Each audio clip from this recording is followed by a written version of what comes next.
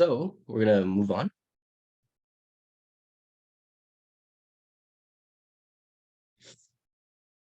So we're gonna go to some examples. We're gonna skip graphing calculator because we did do that last time. And we're gonna go to some real world examples that we can solve using equations. So here we have this question. Bob has decided to be a paper towel sniffer. He earns $2 for every paper towel he sniffs. And if he already has $15 in his piggy bank, so his original amount of money is $15, how much money will he have after sniffing 6 paper towels? So that's the first question. And normally you could just solve this by putting in points by, like, for example, since he earns 2 for each paper towel and he sniffs 6, we can do 2 times 6. However, there's actually a better way of doing this that can actually have us find points for every single paper towel that he sniffs. We can know how much money he has in his piggy bank. So we do this by writing an equation in the form of, well,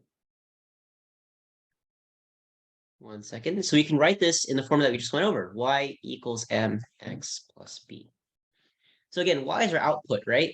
So y is how much money he'll have. So this will be his total money. Oh. Hello, 1 second.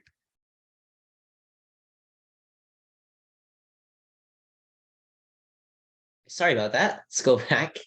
So this is his total amount of money. If here is his rate, right? M is how much he earns for every paper towel he sniffs. So M here would be $15. X here is the paper towels they sniff. So this is the input, right? His total amount of money is dependent on how much paper towels he sniffs. So I'll just write number paper towels. And then B here is not dependent on any of this stuff here. So this would be a starting value. Oh, sorry, this is 15 here. He earns $2, not 15. 1 second.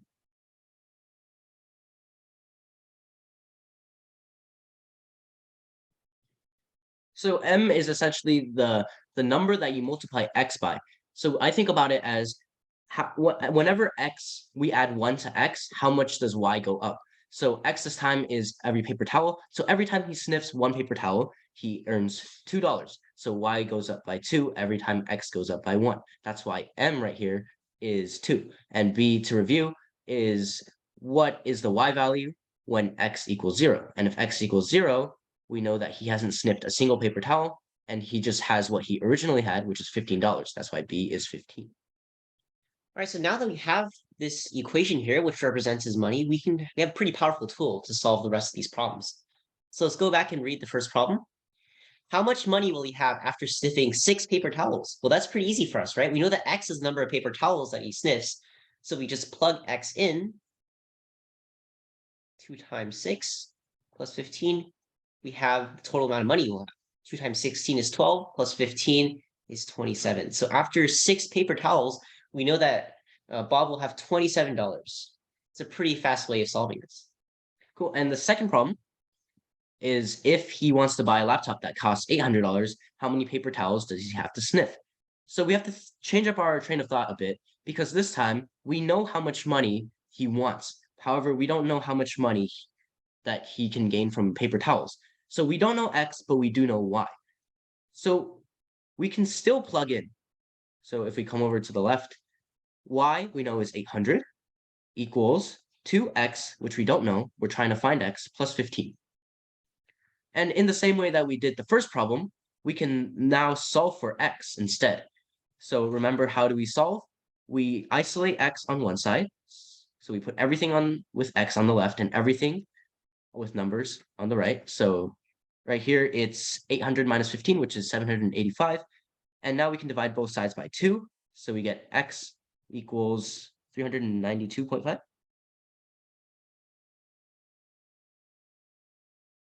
Yep, perfect. So we know that he will have to sniff around 392 paper towels.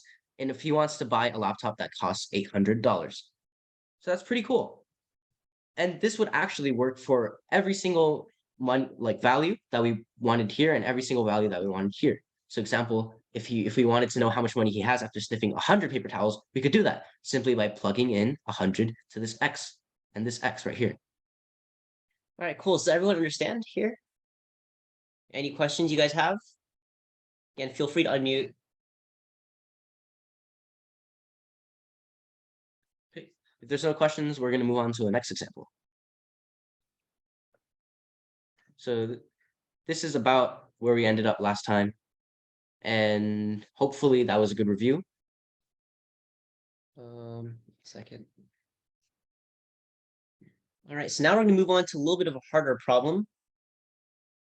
So let's go through and read the problem first. Aaron and Eric are running a race. Unfortunately, Eric's not here today, but in memory of him. So Eric has a head start of 20 meters, and then so Eric runs at a rate of 2 meters per second, while Aaron runs at 3 meters per second. So how long will it take for Aaron to catch up to Eric? So right now we again have to make a line, or an equation for a line. So to recall, our equation is y equals mx plus b, exactly what we did last time. So let's look at Eric. He has a head start of 20 meters, which means in this case, if we let x be set, for example, seconds, because we know that it's 2 meters per second, and we know that Eric has a head start of 20, at 0 seconds, so at the very beginning of the race, Eric is at 20 meters. So b is 20, because b is the numerical value right now. So y equals mx plus 20. So let's try to find m now. We know that Eric runs at 2 meters per second, so it actually tells us for every second, so every time x increases by 1, y, which is the amount of meters, increases by 2, because 2 meters per second. So we know that m is 2. So our equation here is y equals 2x plus 20. Pretty similar to what we did last time. But this time, we actually have an equation for Aaron as well. And so we actually have to make another equation. So using the same format, y equals mx plus b, we know that m in this case is 3 because Aaron runs at 3 meters per second. Every second, his meters increases by 3. And he doesn't have a head start, so b would actually equal 0 right now. And as you can see, these are all just single variable equations, or once we plug in something else, they'll become what we have here. So now for solving the last part of this problem, how long will it take for Aaron to catch up to Eric? So for Aaron to catch up to Eric, the distance that they both ran has to be the same, right? So how do you guys think we can do that? Got any ideas? We have two equations here, one representing Eric's distance and one representing Aaron's. Yeah, Kevin, go ahead. Like a chart, one chart, and then like we keep on placing the dots until they both get to the same amount. Yeah, exactly. We can totally do that, right? That's one way of doing it. So we'll do that later. But there's another way of doing this, is I realize when we look at these, both of these equations are equal to y. Remember, y is the total distance. We want to look for when y is the same for both of them, which means we're looking for when y equals y for this one and for this one. And then since these two are both equal to y, we end up substituting this. We get 2x plus 20 equals 3x. Again, I'm not going to write the 0 here. So now what do we have here? Another single variable equation, right? So do we all still remember how to solve these? You guys want to give it a shot? So we're basically trying to find x right now.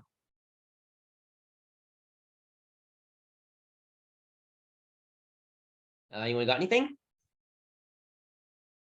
All right, so okay, so to solve this, move all the x to one side. So we're going to subtract 2x from both sides, giving us 20 equals x. So now we know it will take 20 seconds for Aaron to catch up to Eric. And when you think about it, this makes sense, right? Aaron runs at a rate of 3 meters per second, and Eric runs at 2 meters per second. So each second, Aaron will gain 1 meter onto Eric.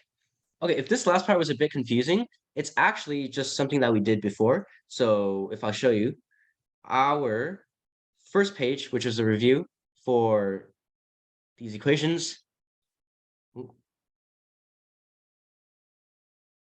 So we're basically just doing this again.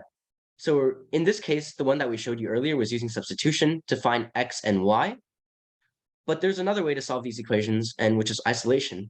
So this is when you have y on one side, And this actually is extremely similar to what we had earlier, because earlier we had two equations and we knew that y equaled each other and we were trying to find x.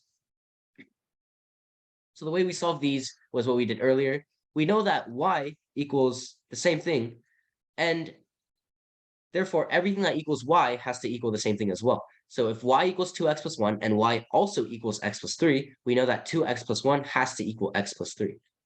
And now we have an equation that only has x, and we can solve for x. We know that x equals 2, and if we plug in x back into y,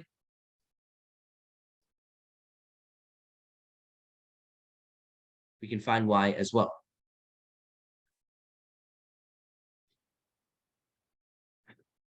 Okay, so this is basically how we solved the earlier question there. Here, we'll just go back now.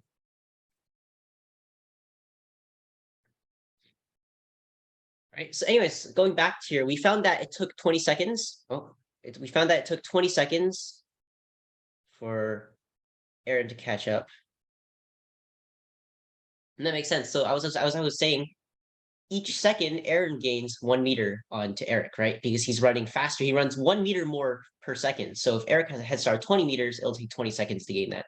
And so in addition to finding two separate equations, one for Eric and one for Aaron, we can also just write an equation for the distance between the two of them. Right? So this is the same concept. So we'll write another, oh, hello? Sorry, 1 second. So we can do the same thing. We use y equals mx plus b, but this time y will be equal to the difference or the distance between Aaron and Eric.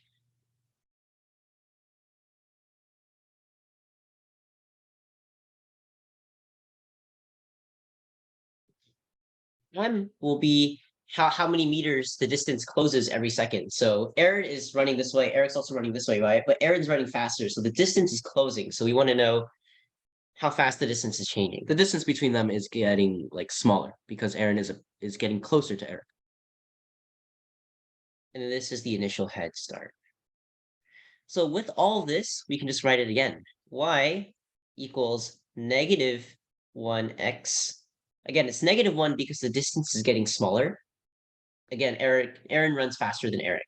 And then initial head start, which is 20 meters. And so we solve this again, right? We'll find that we're trying to look for where the distance equals 0. So we'd set y equal to 0. I'm going to move this over here. Equals negative x plus 20. Again, you don't need to write negative 1x. You can just write negative x. When we solve this, we'll find that x equals 20. So we have the same thing. So there are two different ways to tackle this problem. Hopefully those both made sense. You guys got any questions?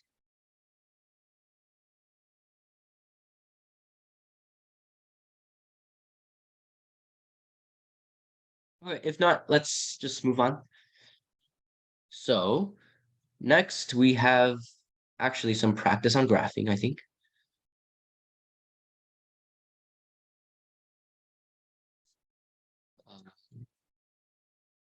So right now, yes, so this is graphing. We didn't actually get to this last time, so this is pretty new for those of you who were here last time. So right here, we have 2 points. Can we see both points here? Here, 1 second, I might have to minimize this because we can't see the top point here. Okay, cool. So we have 2 points here, and we're trying to look for the line that will represent these. So again, these 2 points can be connected by a line. We just draw it here. This is a line, so we're trying to find the equation of this line. So how do you guys think we can go about doing that? So we already know how to draw a line from an equation. Now we're just trying to reverse engineer this.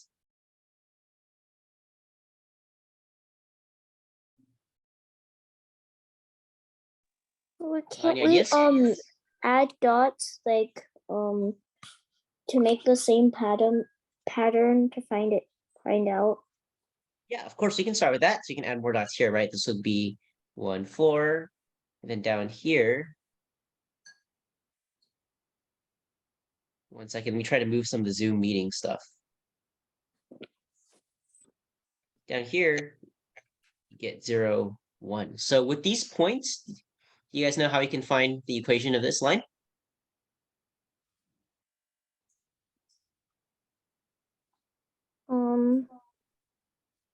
So let's start with our equation. What can we already find here? Do you guys remember what b was? We talked about this earlier. Would B be 1? Yeah, exactly. Yeah. So b is 1 down here, right? Because we have 0, 1. So we know y equals mx plus 1. So now we just have to figure out m. So m is the slope of the line, right? The steepness of the line. So how I described m earlier was whenever you add 1 to x, how much does y go up? So we can just look at our equation, and for every point that we've made here, we can see how much y goes up when x goes up, when x goes to the right 1 time. So right here in the bottom, we have this sort of triangle here. And whenever x goes 1 to the right, we count how many times does y go up before it hits the line again. And right here, it goes up 3. And we can actually check this with this other point. X goes right 1 time, and y goes up 3 times. And with the last point, 2, 2, 7, and 3, 10, when x goes up 1, so you add 1 to x, because 2 plus 1 is 3. You add 3 to y, which is 7 plus 3, which is 10. So we know that m is 3, because every time x goes once to the right, y goes up 3 times. And then would X be 1? We don't have to worry about x. Remember, x is changing. So the point of a line is it just tells us where y is for any x that we give it. So we give it x and it tells us y. So x can be any number from, or at least for this line here, any number from negative infinity to positive infinity. So any number can be x. But the most important part is we figured out the equation of this line, or of only these 2 points. And with these 2 points, we can find any other x and y possibility or combination that is on this line by using this equation. And we would do that by plugging in some value of x. So does that make sense?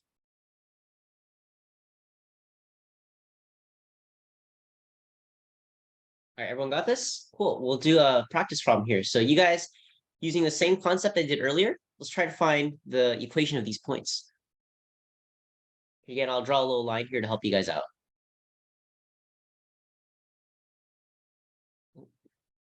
Not the best line, but there it is. And again, it doesn't stop here. I'm drawing arrows to show that it continues on. So you guys have any idea of where to start?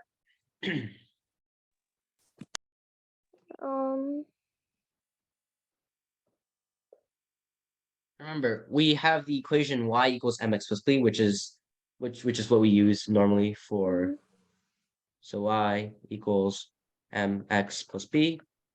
Right now we're trying to find b and we're trying to find m. Do you remember how to find b? B is like how much you add in the first dot. No, that's actually m. So you got m, which is actually the harder one. B is the easier one actually. And you got this one correct earlier. It's what y equals when x equals 0. So the starting value here, right? So b would be 5. And then m here, we described as how much y goes up for each x, but the better way of explaining m here is the change in x, change in y over the change in x. So I'll write that here.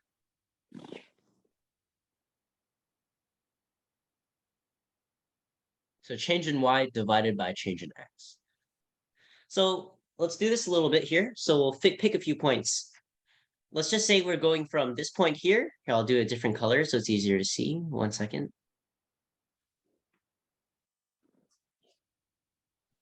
We have this point here. Oh, this point here, and you have this point here. So let's try to find m here. So we know the point here, this is 2, 7, and then this is 3, 8. So using these 2 points, we can find m, right? So the change in y, so what is that? The change in y is how much y changes, that's 1. The change in x is how much x changes, which is also 1. So using these 2 points here, m equals 1 divided by 1, which equals 1. So does that make sense for how you can find y? Yes. The reason why we use this instead of what I described earlier, whenever you add 1 to x, is because you can actually apply it without using these points that are super close to each other. So instead of doing that, you can actually do it for points that are further away from each other, such as our original points here, 1 and 6 and 5 and 10. So if we draw another triangle that goes from 1 second, let me go erase.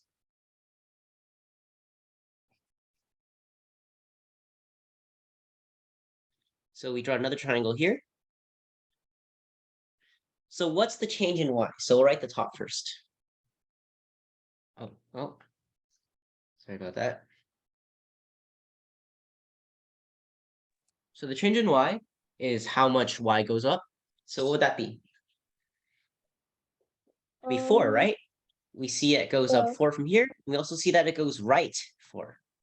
So now using these 2 points here, we can find that again, 4 by 5, 4 equals 1. So it's the same thing that we have. So you can actually, earlier we compared these 2 points, but we can also compare this point, and both times we get 1. So we can actually find out that the slope, so m for a line, is the same throughout the entire line, no matter which points you compare. You see, that's why the line here is straight. If the slope here was changing, we would have something like a little curved line, right? But the slope is always the same, so that's how we get a straight line. So now, to finish things off for this one, y equals x, because we have 1x plus 5. Everyone get that? Alrighty, cool. Let's move on.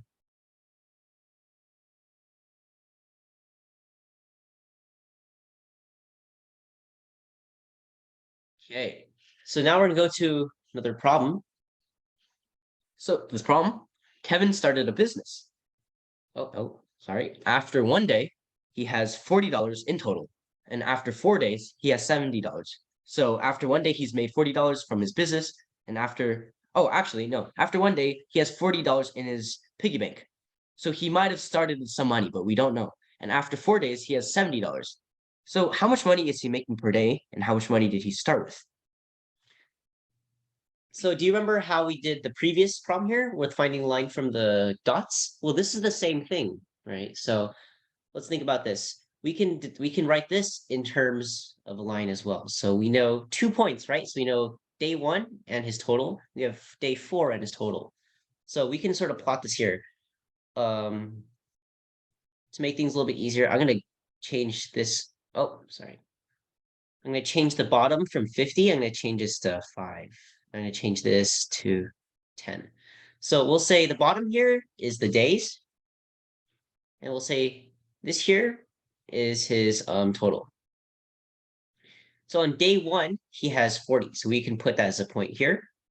And on day 4, he has $70. So now all you have to do is find a line to represent his total, right? So actually this graph might be a bit confusing because we've scaled it up. We don't have every single point.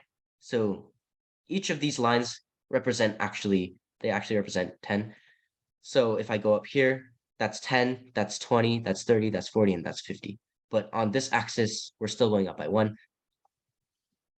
But that's just because we want to conserve space. Because we have such large numbers now. So again, this is 140. This is 470. So now we just want to find the equation of this line, right? So before we do that, y equals mx plus b, the equation of our straight line. What is x? What is m here? And what is b? So no, actually, we'll worry about b later. So what is m? You guys got an answer? Is it 1? Not quite. So what is m representing? Before we try to figure out the number, what is m supposed to be? Because we're trying to represent his total using this equation, right? So do you have an idea of what m represents? Yeah, it's like how much, like the change. the change of the total in the days, or x and y. Yeah. So m here is how much money he earns each day, right? Or his daily wage. Or if we just apply the same equation we had earlier, m equals change in y over change in x. We can find that as well. So m here represents his daily pay. B here represents how much money he had before he started working. So on day 0, this is how much money he would have had. And then Y is his total. So now let's find M using the same strategy that we did earlier. The change in Y over change in X.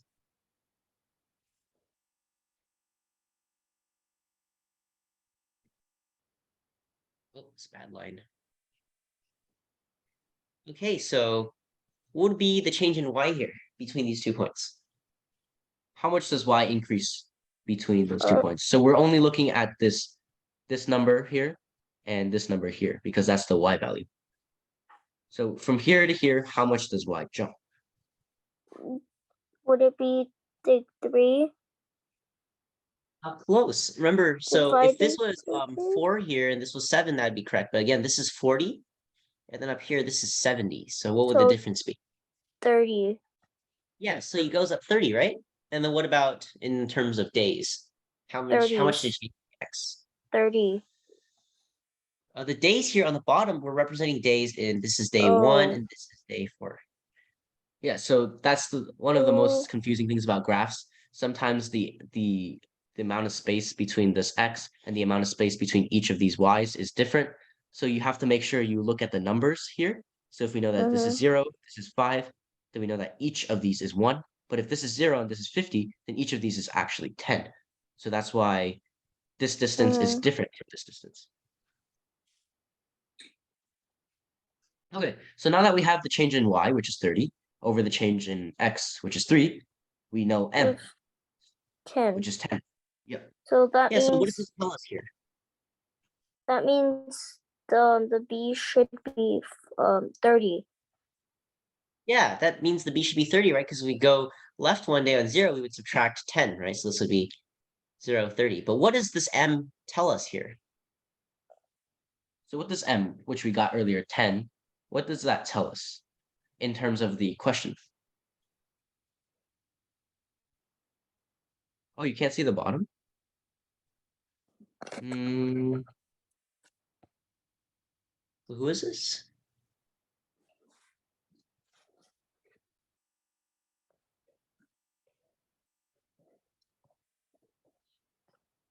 Can you still see the bottom? Can you still not see the bottom? No. Sorry about that. Let me see.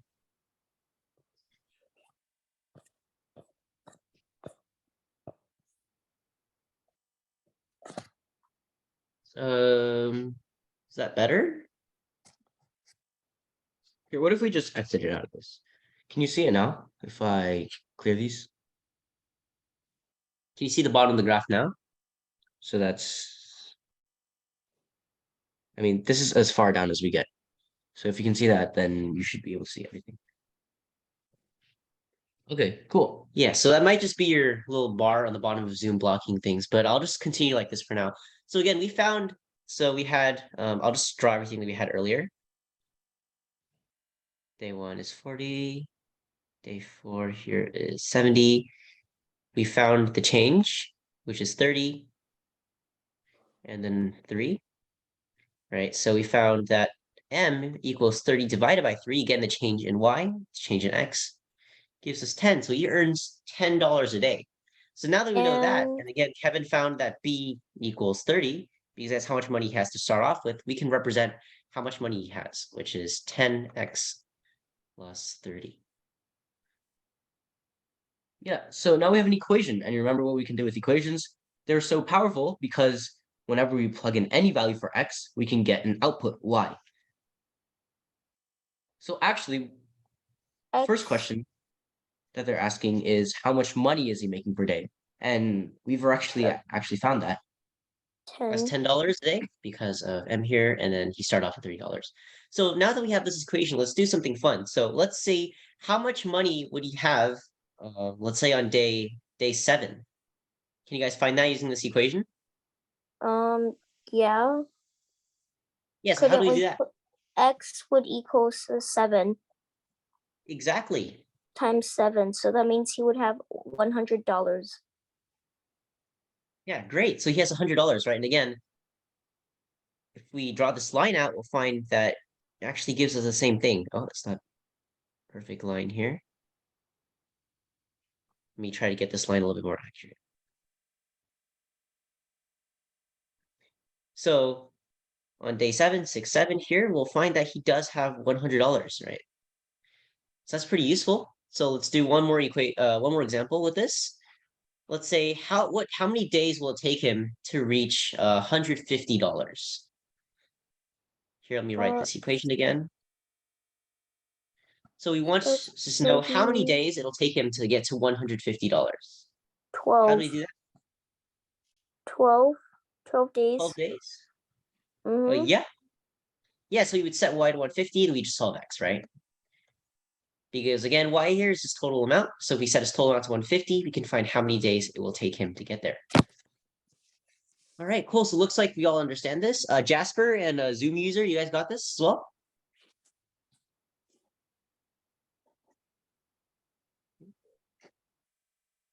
Cool then. We're just gonna move on. We have a challenge actually. So right now we actually have 2 points, but this time we don't know what x is and we don't know what y is. And we're trying to find the equation y equals mx plus b of these 2 points if we don't know what they are. And again, so we have x1, y1, and x2, y2. So these are just numbers that we don't know. We'll just call them variables for now. And the reason we have x1, x2, so we can differentiate them. So using these 2 points, can we find an equation for a line? So let's see if we can do this. This is the same concept as we were doing earlier, except we don't have numbers. Instead, we have variables, but everything else is the same. So you guys want to give it a shot? Would m equal 3? Equal 3. We don't know that for sure. So sorry. Actually, this graph, just pretend you don't see these grids. We actually don't know that the distance between this and this is 3. We have no idea what it is. We just know that we have y and x. So if when we're looking for m and we're looking for b in this case, it's just going to be in terms of y and x. You're not going to have any numbers in our equation. So it's asking us to find a general y equals mx plus b equation. So that means that what we have here will work for any line as long as we know these points. So we're trying to find a general formula. Just like how y equals mx plus b is the general equation for a line, we're trying to find something for any 2 points. So we actually don't know if one of these grids here is 1. We don't know, and we also don't know the vertical. So again, let's go back doing what we know first, which is m. So m is change in y over change in x, right? So could you guys tell me what the change in y here is?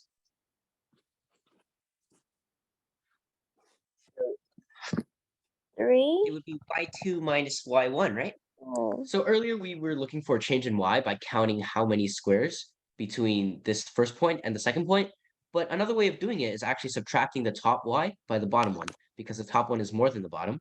And that gives us the distance between the top and the bottom. And we can actually do the same for x1 and x2. We can just subtract the further one from the closer one. So we can subtract x2 by x1, and that gives us the distance between x1 and x2. So again, to make this a little bit easier, say I have 1, 1, and let's say I have 4, 5. So if I was looking for the difference here, I want to find the vertical, right? That would be 5 minus 1. Again, here we have the vertical and we have the y value, and we have the y value, which gives us this. If you're trying to find the x, the same thing. We would have, get a different color, 4 minus 1. That's because here and here. So now, instead of having 5 and 1, we have these values instead, x2, x1, y2 by 1. So now that we know this, we know that the slope is the change in y over the change in x, right? So what would be the slope? Using what we found here, so these 2 bits. Hmm.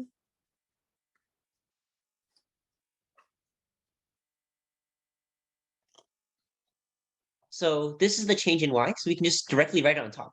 We don't have to worry about it, because we don't know what y2 is, we don't know what y1 is, so there's nothing we can do about that. And the same thing for here, x2 minus x1. So there's our m. So does that make sense? So keep in mind, we don't actually know what y and x is. We just state that this works for any line and any 2 sets of points. So no matter what y1 and y2 is and what x1 and x2 is, we can always find the slope, which is m. Alrighty, so now that we know m, we can finish off the rest of this problem. We're only looking for b now. Oh. So again, how do we find b? It's when x equals 0, right? So equation equals mx plus b. And then our m here is this mess.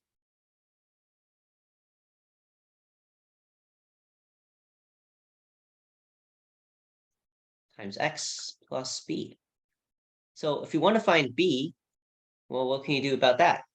We would try to set, it's when x equals 0. So y equals all this times 0, right? And then we just get b. So the general equation for any line here is y2 minus y1, x2 minus x1 times x plus b. So we can try to use what we have here to figure out something for the other line. And again, b is just when x equals 0. So we all got that?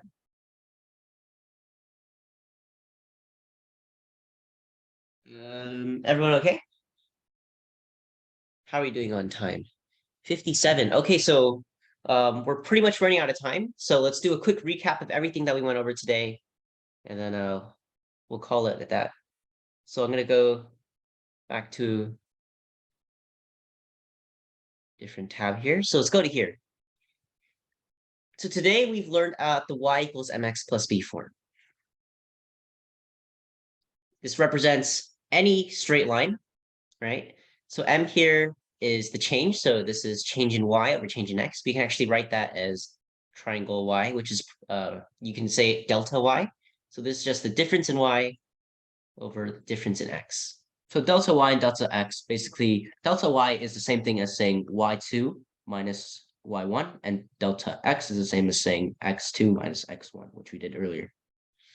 X is our input, so this is the number that's changing, right? So this is what we enter into. We think of this equation here as a little machine. We plug in x, and then we get our little equation here, which is we get mx plus b. B here is what we have when x equals 0. So this is the intercept, the y-intercept. Oh. And let's write that as y-int. And then we also found the general equation, right? The general equation is, let's see, I have space down here. Y equals y2 minus y1 over x2 minus x1. And actually, you can do y1 minus y2, x1 minus x2. It doesn't matter as long as you're doing, if you're doing y2 on top, then you have to do x2 at the bottom. So it's y2 minus y1. The bottom has to be x2 minus x1. So now that you know all of that, we can use lines to represent situations, right? So if we had someone's money, which we did quite a few examples of, B would be their starting, and the M would be how much money they earn per day or per hour. And then Y is our total. So that's everything we have for today. So we'll probably put up a practice problem later. And yeah, that's it for this week. So if you have any questions, please feel free to ask them. Otherwise, that's it for today. Yeah. You guys got any questions for other stuff? No? All right. All right. If not, you guys can leave. All right. Yeah. Thank you guys. Bye. Thank Yeah. you. Bye, Kevin. Bye, Jasper.